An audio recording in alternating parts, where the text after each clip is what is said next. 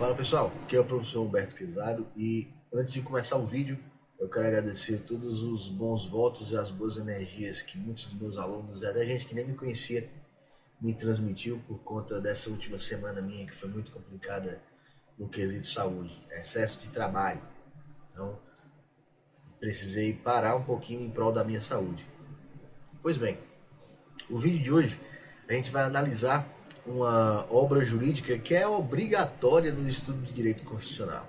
Todo mundo que estuda direito constitucional, que se preze, já leu, no ideal já leu, ou pelo menos está começando a estudar, já ouviu falar disso, que é a força normativa da Constituição, de um cara chamado Conrad Hesse. Primeiro, quem foi o nosso amigo Conrado? Quem foi o Conrad Hesse? O Conrad Hesse, ele foi um jurista alemão que da década de 1970, 1980, ele faleceu em 2005, mas 75 até 87, o Conrad Hesse, ele ocupou o mais alto tribunal constitucional alemão, né? O Tribunal Constitucional Federal Alemão, o equivalente ao STF daqui. Ele foi como se fosse o ministro do STF lá da Alemanha. E o pensamento de Conrad Hesse tem tudo a ver com a nossa Constituição de 1988. O pensamento de Conrad Hesse, a influência da ideia dele aqui no constitucionalismo nacional é profunda, é muito impactante. Então, ou seja, compreender Conrad Hesse é, em parte, compreender a nossa própria Constituição. Porque teve um cara que foi muito influente no constitucionalismo português, chamado José Joaquim Gomes Canottilho, ou JJ Gomes Canottilho. Foi discípulo do Conrad Hesse, influenciou o direito português, e porque a nossa tradição ela é portuguesa, né? Nós fomos durante um tempo colônia de Portugal. Então, ou seja, o nosso direito possui uma tradição constitucionalista portuguesa. Então, ou seja, nós temos aí, e óbvio, em 75 nós já éramos Brasil, mas a influência permaneceu. Né? Mas perceba, o jeito que é lá, mais ou menos como é aqui, tanto é que a nossa tradição, ela é romano-germânica, né? Nós damos uma importância maior à lei, nós damos a questão dos julgados, dos precedentes, fica um pouco mais para trás, fica um pouco mais secundário, óbvio, estamos falando de Brasil, então tudo é possível, mas de todo modo, o constitucionalismo português e por via de consequência o constitucionalismo típico dos sistemas romano-germânicos são positivistas, dão valor à lei, certo?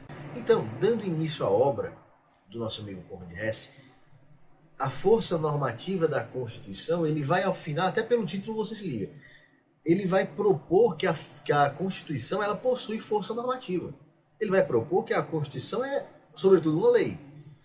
E como tal, ela deve ser encarada. Mas a obra tem um começo. Até para você que provavelmente está assistindo esse livro porque o seu professor de Direito Constitucional ou de Introdução ao Direito mandou você ler esse livro e fazer uma resenha sobre ele, então aproveita que esse vídeo vai te ajudar um bocado. Vê só, ele começa falando no livro sobre a concepção sociológica de Constituição. Quem foi que fez essa concepção? Se você está fazendo direito constitucional, se você estudou direito constitucional, você sabe que quem inventou esse negócio foi um cara chamado Ferdinand Lassalle.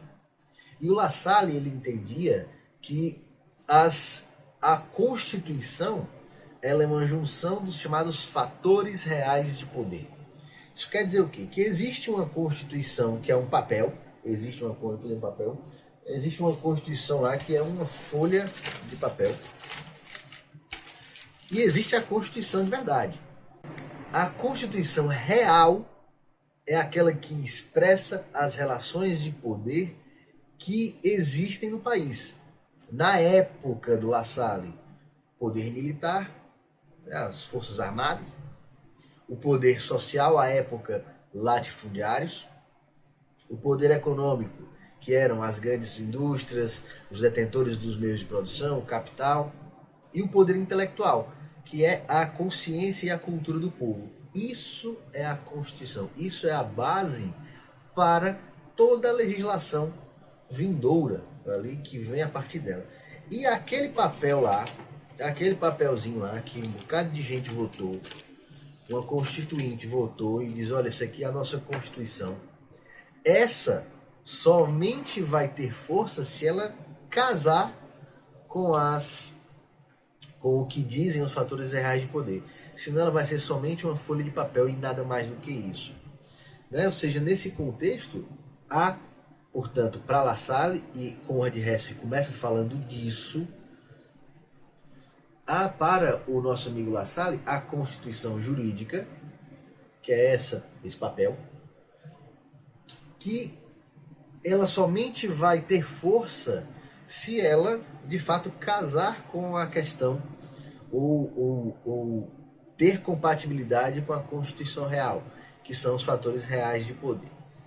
Então, ou seja, o La Salle ele justifica naquela época do livro dele que isso parte do pressuposto de uma análise histórica das constituições, porque as constituições vão e vêm, né? O poder constituinte originário ele é permanente, então ele vai toda a vida sempre exercendo o seu poder com novas constituições. Mas perceba, isso é uma... Ele de fato condiciona ou nos mostra... La Salle, não é o Hesse. O Hesse está falando do La Salle. O La Salle nos ensina que nem sempre as regras jurídicas vão conseguir controlar as forças políticas. Às vezes vai estar lá na lei escrito um negócio que ele simplesmente não vai acontecer na vida real. Ele simplesmente não vai funcionar. Vai estar lá na lei dizendo, pá, a regra é essa. E às vezes não funciona. Vocês já viram aqui no Brasil isso acontecer? Então, para o Conrad Hesse, ele nos ensina que isso não é bem assim, ou não é para ser assim. A Constituição é uma lei, e como lei ela precisa ser respeitada. Veja só, ele começa, após falar da visão de La Salle, ele vai elaborando e tecendo críticas a essa concepção sociológica. Porque a concepção proposta por La Salle, de que a condição de eficácia da Constituição estaria adstrita à sua coincidência com a realidade dos fatos, o Conrad Hesse chamou isso de limite hipotético extremo. Isso não quer dizer que a Constituição ela só vai ter força se ela tiver ali compatibilidade com a realidade.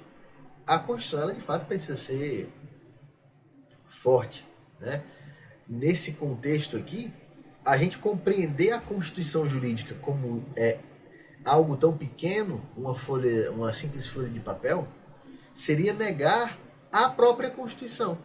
Compreender ou entender e concordar com La Salle de que a Constituição não passa de uma folha de papel, eu vou estar dizendo que a Constituição não vale de nada. Que o que vale realmente só a realidade, é a realidade imposta pelos fatos. Eu não posso fazer isso, porque se eu pensar dessa forma, para que existe uma Constituição? Então, La Salle, você está negando a Constituição e arrisco dizer, você está negando a própria ciência jurídica ao dizer que lei não adianta de nada, ela tem que ter compatibilidade com os fatos. Então, para que existe lei? Então, aí começa a crítica de Conrad Hesse à concepção sociológica.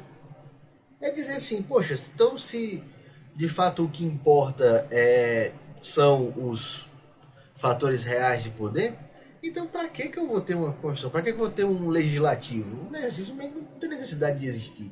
É gasto de dinheiro público. Então, a Constituição seria só um enfeite lá, bonito, um papel bonito escrito que confirmariam essas relações, ou ela precisa ter força? E a força tem que vir de algum lugar. Então, nesse negócio, ou nesse argumento, começou a crítica do nosso amigo Conrad Hesse.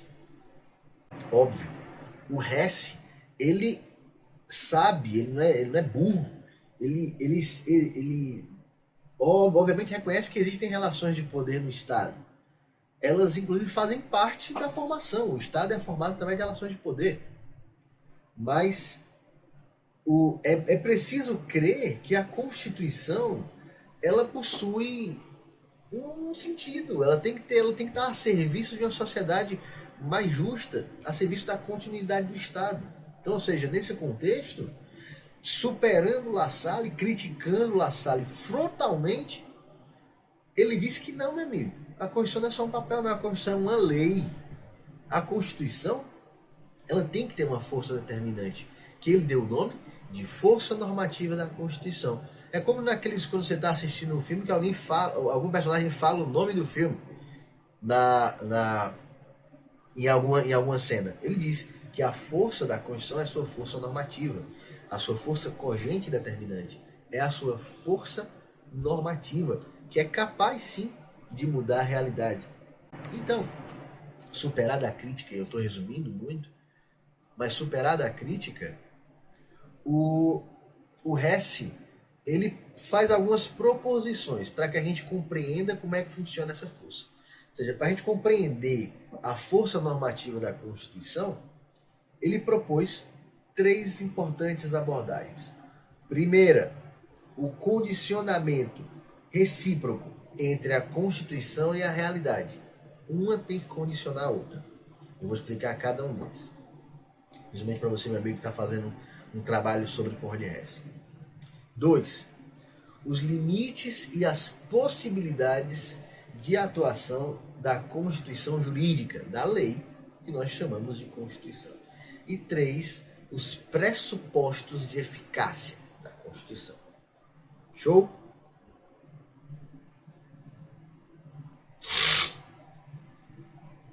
Primeiro ponto. Condicionamento recíproco entre a Constituição e a realidade. Perceba. As normas e a realidade, elas entabulam uma relação recíproca, certo? Elas, bem, uma está ali do lado da outra. Temos a lei e temos a realidade. Eu tenho que compreender que essa relação ela é recíproca no que tange a importância. Porque se eu supervalorizar um e desvalorizar o outro, eu vou gerar uma situação absurda.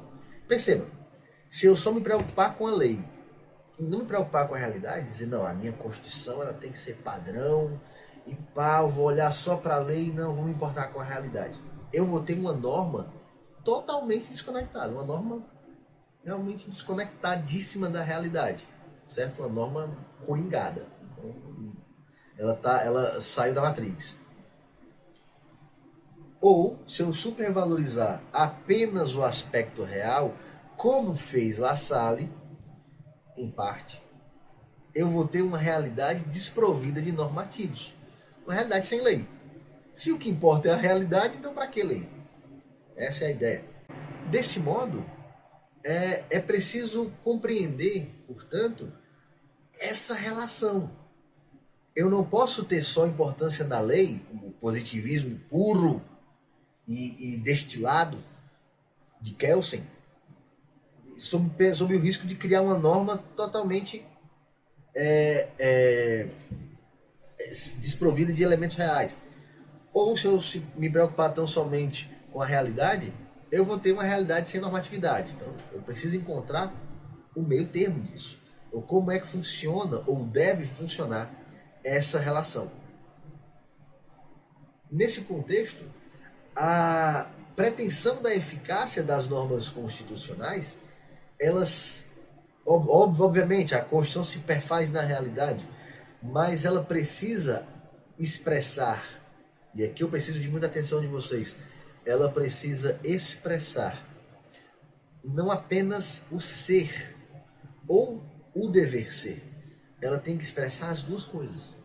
Eu tenho que entender a Constituição como algo concreto e real, mas como também algo que eu preciso ter como objetivo. Aí você pergunta, pronto, lascou. Entendi nada. Eu não entendi o que você falou agora. Veja só, parece difícil, mas é simples. Se eu compreendo que a Constituição expressa ao mesmo tempo um ser e um dever ser, eu estou dizendo que ela condiciona, já que ela é um dever ser, e ela ao mesmo tempo é condicionada pela realidade. Ela determina a realidade e ao mesmo tempo é determinada por ela. Ou seja, ela não é só o reflexo das forças políticas e sociais quando ela é expressada na realidade. Ela vive entre ela e a sociedade, uma relação que é recíproca. Veja só, desse modo, as duas constituições, para utilizar a nomenclatura de La Salle, elas condicionam-se mutuamente. Elas, embora independentes, elas influenciam uma na outra. A Constituição jurídica, a lei Constituição, ela se torna mais forte no momento em que ela se vê na realidade, quando um direito fundamental ele é respeitado, inclusive nas relações privadas, na tal eficácia horizontal dos direitos fundamentais, e ao mesmo tempo ela se torna vinculada a uma determinada situação histórica e social. Ou seja, ela se vincula em determinada situação para que ela possa, de fato, até mesmo mudar diante de uma exigência social. Ou seja, ela ao mesmo tempo condiciona e é condicionada pela realidade. Compreender essa relação é parte do caminho para compreendermos a força normativa da Constituição. Então, partindo disso, temos que, nesse contexto aí, esse condicionamento recíproco, ele é muito importante. Eu preciso compreender que as forças são importantes, as forças políticas e sociais são importantes para manter a própria força da Constituição. Ou seja, o Estado precisa, de fato, colaborar com a Constituição e fazer a sua parte para que a Constituição se exista na realidade dos fatos. Então, nesse contexto, eu tenho que ter e aí vamos ao segundo ponto proposto pelo Hess, né, os limites e as possibilidades da atuação da Constituição jurídica, até onde a Constituição pode ir, já que ela não pode ser totalmente a ferro e fogo, sob pena, né, de termos a quebra daquela relação recíproca, e também ela não pode ser abstrata demais, sob pena de termos uma realidade sem normativa. Então, ou seja, ela tem que ter uma atuação, mas a atuação tem que ser limitada. Porque o Estado, e aqui é o segundo ponto, ele não deve ser construído em cima de valores teóricos e abstratos. Por que você deve estar perguntando isso? Porque se o legislador constituinte ignorar as leis e as relações sociopolíticas, econômicas e sociais, ela vai pouco a pouco se desconectando da realidade. E a Constituição forte, ela é capaz de fazer uma adaptação inteligente nesse contexto aí. Ela é capaz de considerar mesmo essas relações e penetrar nos meandros de modo a sempre manter coeso o Estado. A Constituição, ela mantém unida a sociedade, ela mantém coeso o ordenamento jurídico. E o limite dela está justamente aí, justamente em ser uma força ativa para promover a paz social, para promover, de fato, o funcionamento normal do Estado. Se a gente conseguir fazer isso, nós temos aí conjugada a vontade do poder e a vontade da Constituição.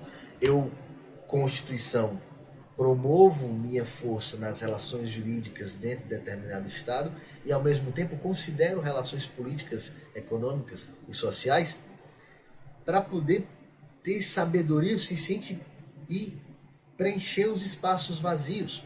Ela vai, de fato, sendo uma força que pega todas essas relações e mantém o Estado coeso. A palavra aqui é coesão.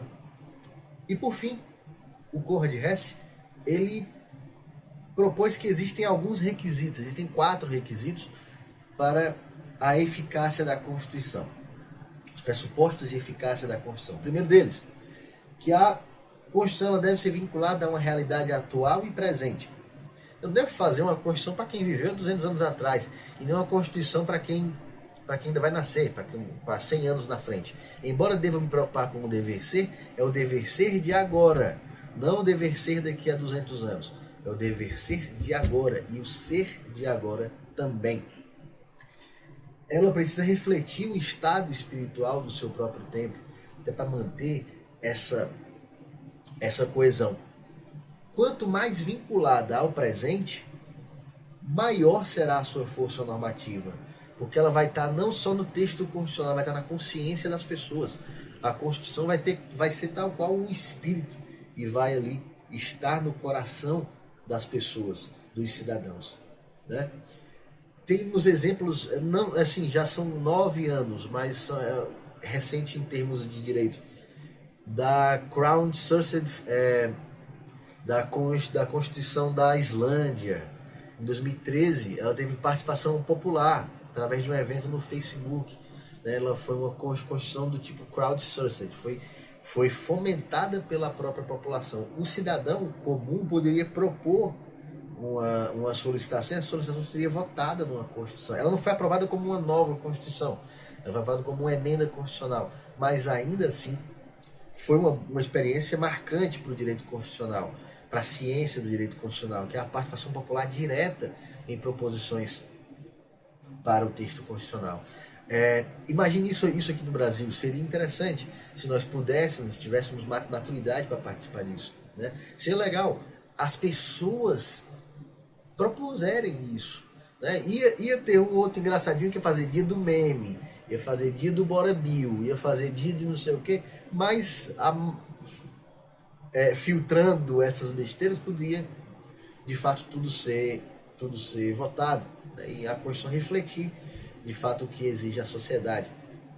Segundo, deve apresentar as possibilidades de modificação, ou seja, uma Constituição não é uma pedra, ela não é um diamante que é difícil de você quebrar. Ela tem que apresentar possibilidades de modificação. Por que, professor, que ela tem que apresentar isso? Porque ela vai se adaptando. Ela faz essa adaptação inteligente para que ela possa, de fato, ouvir as pessoas. Lembram-se do outro ponto, da influência recíproca? A Constituição influencia a realidade e é influenciado por ela. Então, ou seja, eventuais mudanças da vontade popular devem refletir na Constituição através de mudanças, através de emendas constitucionais, por exemplo. Né? Caso ela não seja eventualmente revisada, atualizada, ela vai pouco a pouco perdendo sua força normativa. Por quê, professor? Porque ela vai cada vez mais se desconectando da realidade, a ponto das pessoas dizerem, aquela Constituição aí não vale de nada, eu não preciso obedecer. Então, ou seja, ela vai ter tanto uma lei, uma Constituição sem força normativa desconectada da realidade, como uma realidade sem normativa. Outro ponto, a Constituição ela tem que se basear numa estrutura unilateral, ou seja, para garantir a permanência de sua força normativa, ela deve incorporar uma parte contrária de cada aspecto. Ela tem que prever, direitos e deveres. A Constituição não tem que ser só uma mãe e dizer, aqui eu garanto tudo aqui para vocês, aqui é tudo de vocês. Não existe isso. Ela tem que ter uma contraparte, justamente para demonstrar que a Constituição é amor, mas a Constituição também é justiça. Ela tem que ter limites para as pessoas e limites para ela mesma, estabelecidos de maneira sábia, para não se chocar diretamente com a realidade e lá na frente ser ignorada. E por fim, é preciso haver uma preocupação com a prática. Lembre-se que a Constituição tem que interpenetrar nas relações. É essencial respeitar a Constituição, tanto o Estado quanto as pessoas. Sobretudo, para o exercício de um direito, nós temos que ter o sacrifício através de um dever. Lembra do último pressuposto, tem que ter direitos e deveres. Sendo assim, demonstrando que a Constituição é amor, mas a Constituição também é justiça. Então, nesse contexto, havendo uma preocupação com a prática, é o último dos pressupostos de eficácia da Constituição. Basicamente é isso, em 20 e poucos minutos aqui do vídeo. Basicamente é isso o resumo da força normativa da Constituição. Deixei de falar alguma coisa? Com certeza que eu deixei. Mas por isso que um vídeo como esse jamais vai substituir a leitura do livro, né? Isso foi um resuminho que eu fiz aqui rapidamente para que vocês entendessem. Então, qualquer dúvida, me procure. Qualquer dúvida, me siga nas redes sociais. Se você curtiu o vídeo, curta, comente, compartilhe esse vídeo. Considere assinar, inscrever aqui no meu canal. E é isso. Espero que tenham gostado. Até a próxima. Fiquem com Deus. Valeu, rapaziada.